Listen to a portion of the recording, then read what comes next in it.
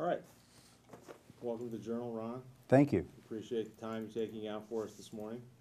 Some of the questions that we'll ask today are some that you saw on the list for the Q&As we Okay. sent the candidates. Some of them won't be. I'll just start with the question I ask all candidates when we do something like this, when we talk to people who are running for office, and that's the why question. Why did you decide to get into the race? What motivates you to be a candidate for school board this year? Okay. I feel that I have a skill set well suited to serve the board. I'm deliberate, even-tempered, not prone to rash decisions, open to hearing all sides of the discussion, experienced enough in education to recognize when it's being done well. I taught school in Sioux City for 40 years, 39 of those years with the Sioux City Community District. I have teaching endorsements in English, special education, math, and school administration. And after all that time and experience, I've found that there really are no closely guarded secrets known only to educators about education, about learning. There's no magic to make students learn. I have found, however, that if kids feel safe, if they feel valued, if they feel that the staff cares about them, then most students will try. And trying is the first step towards succeeding.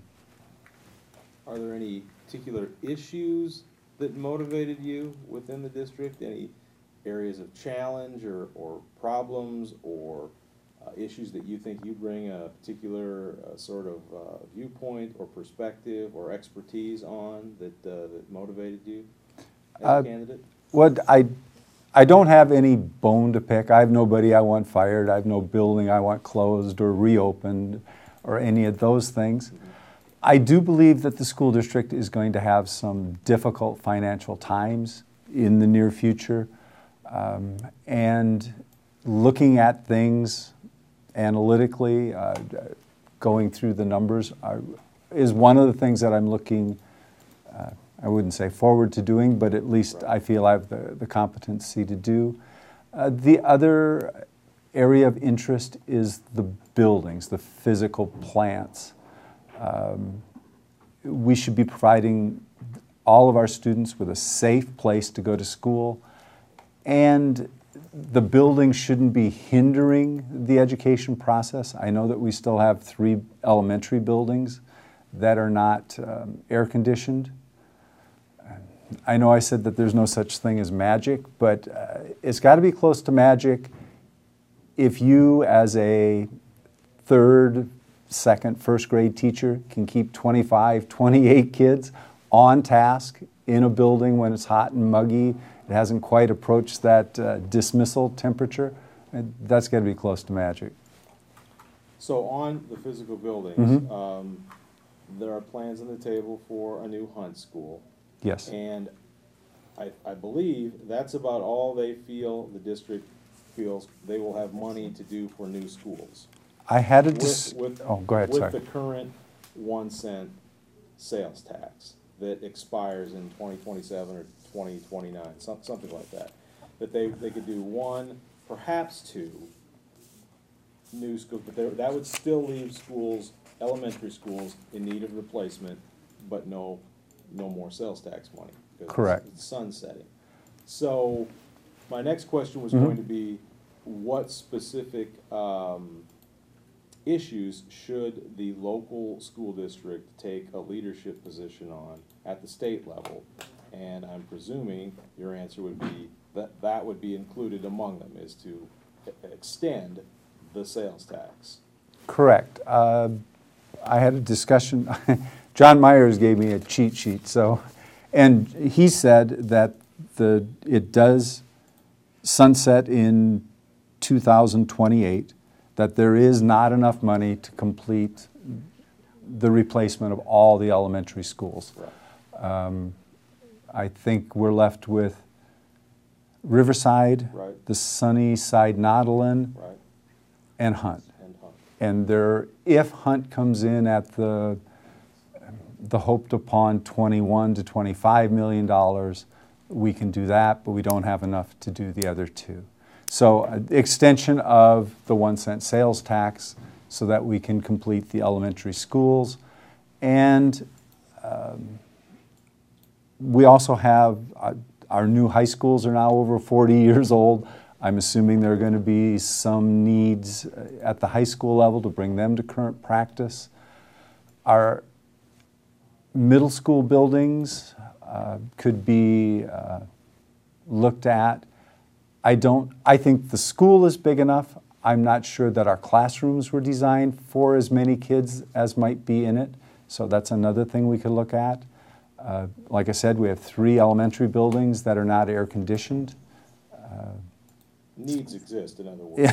Beyond. There is more than enough places to spend the money. We just don't have enough money. Have you had any discussions with the local legislators in terms of if they think that has legs in terms of the next session? If they think that's, because it got almost no discussion in this last session whatsoever, the extension of the sales tax. Oh, okay.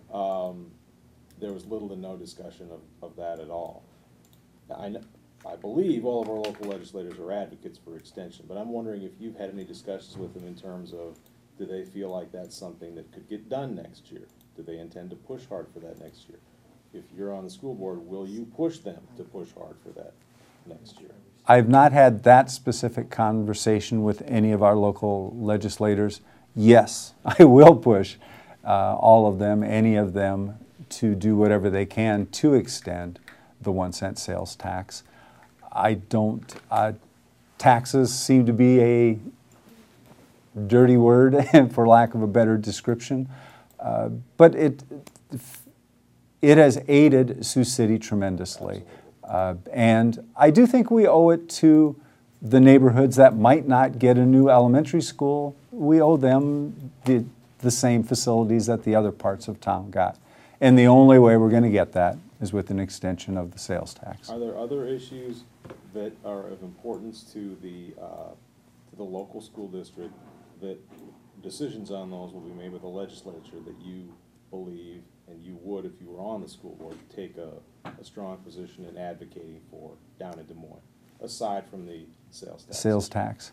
I know that I've been in the district, like I say, for 40 years. For 40 years, I've been hearing that Sioux City is a property-poor district, that our tax base is not very great, and therefore when you divide the tax base by the number of students, you get a very low number. I would advocate for adjustments to the funding formula that might be to Sioux City's advantage or the other districts that are property poor. And it is probably going to be a difficult sale, because I'm assuming in order to give more money to Sioux City, it has to come from somebody else.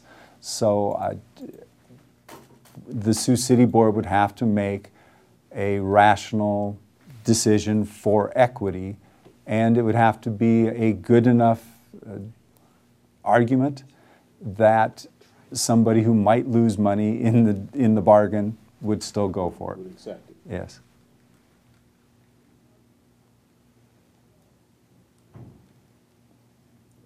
Anything else you could think of along those lines? If you were down in Des Moines bending the ear of legislators as a school board member, you would be saying you need to take a look at this or that. And one last item, I suppose, is just providing the funding on a timely manner. I know that last year the school district prepared 2 or 3 budgets, saying this is our budget if we get 1%, this is our budget if we get 2%, this is our budget if we get 3%. Or more. And it seems to me it would be a much easier job for both the superintendent and the board if there were solid numbers. Win, lose, or draw, here's the money that you have, now go out and do the best you can with that money. So another issue would just be timeliness of funding. It was 2 years ago, that decision didn't occur until June, and then the governor actually changed what they decided in June. So we were almost into the new school year before the school district actually knew what it was going to get. And I would imagine as the superintendent or board members, those people were pulling out their hair trying to figure out what they were going to do. Go ahead, Tim. I know Tim's got a question he wants to ask. A few changes made in the curriculum recently. The first one being elimination of specific reading programs in the middle school. And another one is changing the way that the Talented and Gifted program is being handled both in the middle school and the elementary school in reference to the cluster grouping. I was wondering, what are your thoughts on those two changes and how the board might have handled communication with parent groups involved with that? Okay. And forgive me, I'm not well-versed in what was changed in the Talented and Gifted program, but if I understand it correctly, those kids used to be pulled out, taken as a group, and given instruction. Now they will simply be included in the classroom, and the classroom teacher is to address the Talented and Gifted portion of the curriculum along with all the others. Yes. Okay. And I'm assuming that you have a vested interest in that, so I guess I would ask what part of it didn't you like or didn't you feel was well done? I do think that the school board has a responsibility to listen to concerns. I don't know that all the avenues that should exist for people to express their concerns exist. But it seems to me that the district's advisory committee would certainly be one place that those things could be addressed before decisions are made.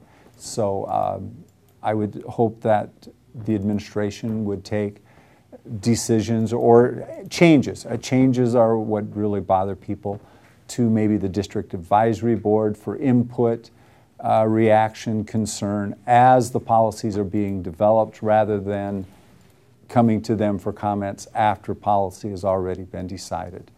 The reading program, I'm assuming it came down to just a money decision.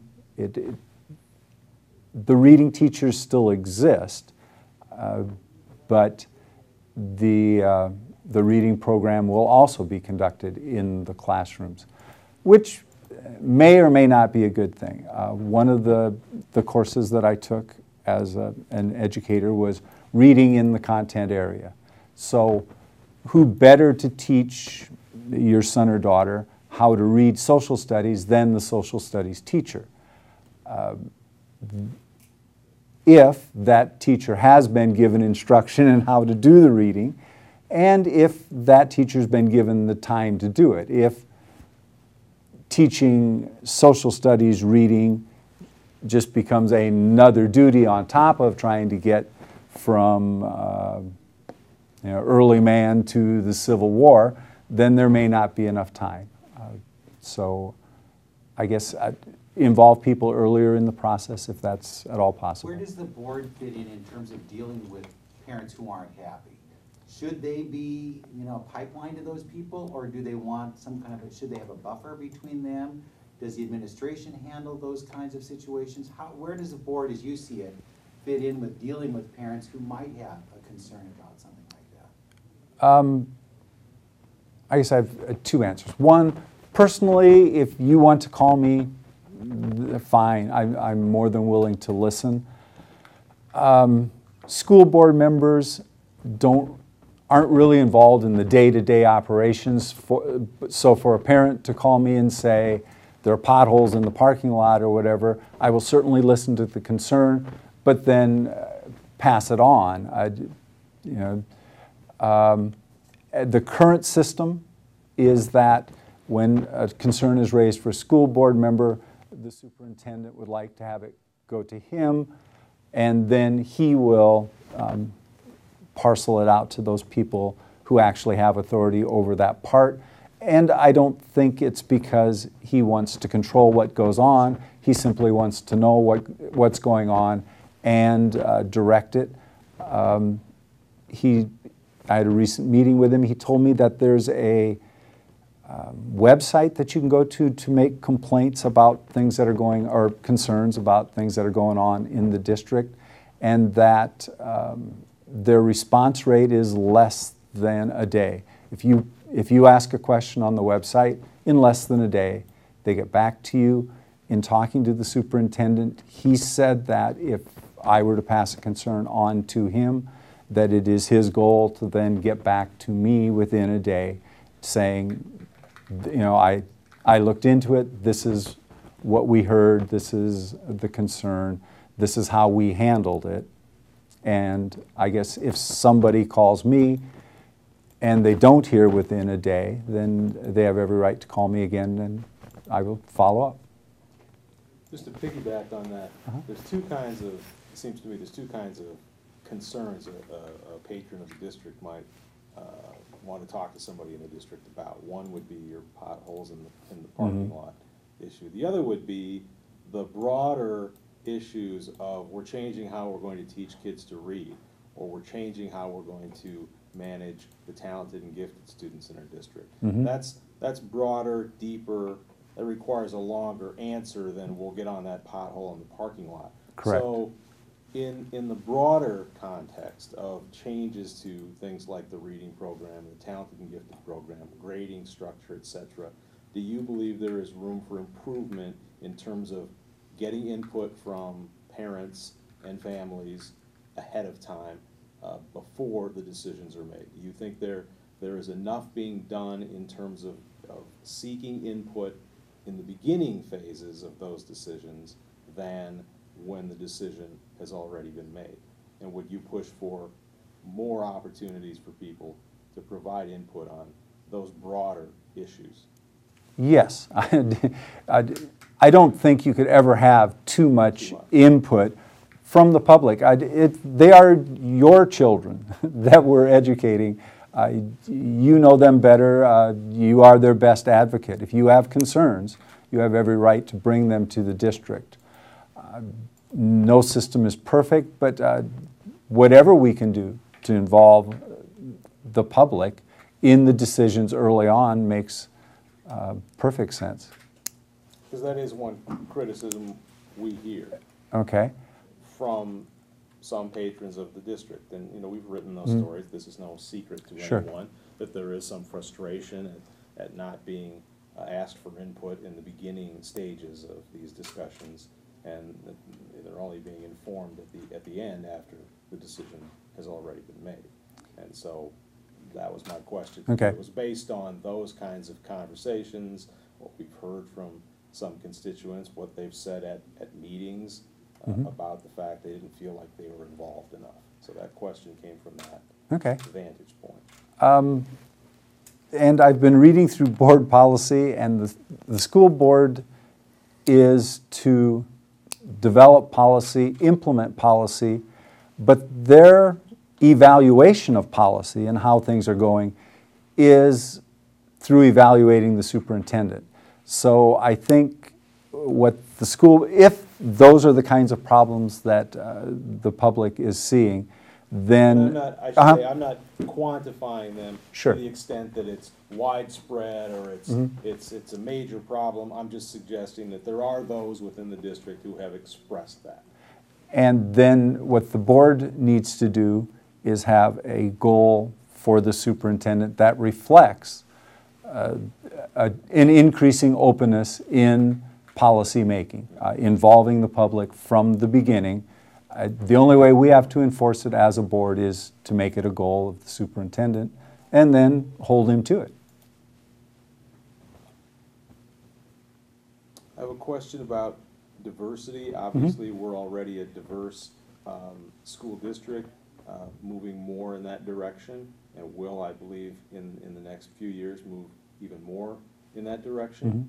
What challenges does that present, and are there areas that, with respect to diversity, where you think the school district should do more or make a stronger effort? Maybe you feel the district is doing a standout job on diversity-related issues, but just general thoughts on that subject. I think one thing I keep we discuss how many languages there are in the Sioux City system, and I hear 30, I hear 50, I hear 80. There's a large number of languages being spoken other than English in the homes of our students. Maybe a place to start is simply a survey of our students, our parents, what languages are being spoken. Make an effort to publish district publications in as many languages as feasible. The survey would also facilitate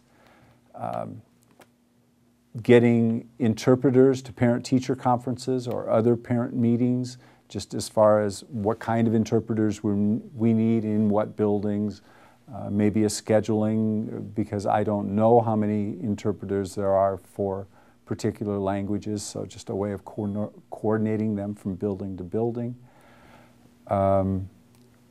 There are agencies around town that serve those diverse populations, and maybe we could do a better job of coordinating services, making our teachers and staff aware of what services are available to students, making our counselors aware of what services are available. They're probably our contact point for those kinds of problems. And when you say diversity, we generally speak of the different languages, the different national, but we have diversity of economic ability, we have diversity of interest. One of my concerns, and this is related to money again, there are kids for whom band is the thing that keeps them coming to school. They don't particularly like anything else, but they like band. There are those kids who are the athletes who come to school for those athletic activities. For some kids, it could be the school newspaper, a variety of things. And I'm concerned that in a tight financial situation, we're going to start cutting some of the things that appeal to not the middle of the road kid, but the kids on, for lack of a better word, on the outer edges of interest. That would be a shame if we got to the point where all we did was teach reading, writing, arithmetic. And I was a math teacher, so I like arithmetic. But that would be a very sad state. Well, that moves right into the next area I wanted to talk about, and that is the budget. Mm-hmm. And as you alluded to it earlier, that this was a tough year. Next year appears like it's going to be a tough year, maybe a tougher year. State revenues keep declining. Mm-hmm. 1.1% was the figure the district got this year. There's talk it could be that. It could be even lower next year. Now, this could turn around with improving revenue picture, Mm-hmm. but that picture today is moving in the wrong direction. So what are your general thoughts on what you might be prepared to do if you're on the school board next year and the district gets another 1.1% or lower from the state, which would create real challenges? What tough decisions would you be willing to make and willing to look at and willing to consider to respond to that? I guess everything's on the table. Everything's on the table. I've a definition of education that it is a situation where information is transferred, which really requires the teacher and the student. So everything else, I guess, is extra. And once you have a teacher, once you have the kids, you don't necessarily need a building. You need a place for them to meet. So everything is open as long as we can still provide all the kids, all the students, the education they need in a safe environment. Then after that, I guess everything is open. How about compensation? That's 80% of the school district budget is salaries. Okay. Is my understanding. Mm-hmm. Correct me if I'm wrong, but I Mm-hmm. believe that's the correct figure. So the legislature this year made some changes to the collective bargaining law. Will that, if you're on the school board, will that impact the approach you might take to contract decisions, contracts with different employee groups? You're a former teacher. Correct. Would you, as a school board member, be willing to take a harder line if necessary on contracts and salary increases for example, teachers? If realities dictate or suggest that might be necessary, as a former teacher, would you do that? Take a harder line, harder approach on contracts? You might have to decide on layoffs. Yeah. You might have to decide on a salary freeze, let's say, for example. That could be suggested, proposed. The school district is only allowed to spend so much money. And you're right, 80% is the number that John Meyer gave me, 80% of the general fund. There are other buckets of money which don't go to wages, but 80% of the general fund. And John defined the general fund as generally, if it breathes, it's in the general fund. And as I said, the district can't spend money that it doesn't have. Everything is on the table. I do think that we need to treat our employee groups professionally and with respect. They are the face of the school district for the public. They are the people that the public thinks of when you say the school. They think of the teachers, the administrators, the bus driver.